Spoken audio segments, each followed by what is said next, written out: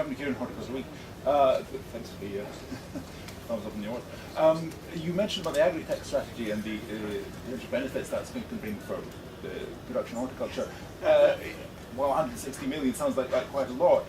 We've heard that the initial bids have been something like six-fold oversubscribed.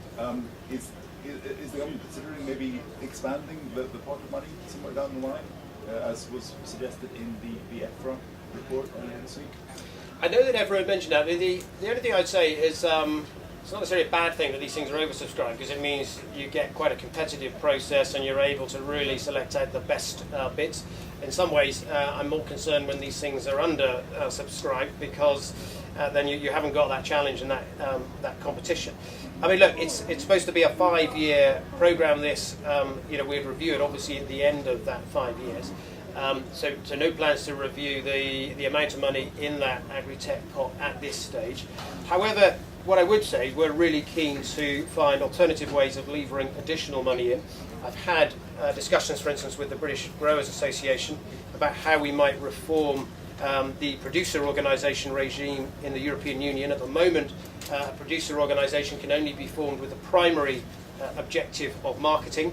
The UK government is now arguing that producer organisations should also be able to form predominantly to do research and development, because I can see a situation where some of the larger growers might pool their resources with some support from the agri-tech and also use EU funds from that producer organisation scheme too. And the third area, which is important, I know the HDC are here today. The levy boards are there for a reason.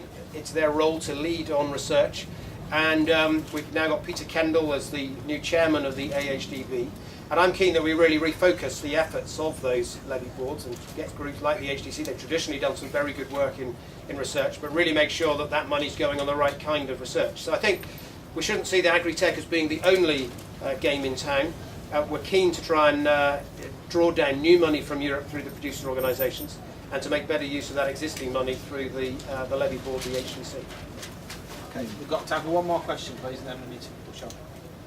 Yes, Mr. Eustice, John Harvey from South East Farmer Magazine. What are you doing to try to reverse the EU suspension of the 3 neonicotinoid pesticides?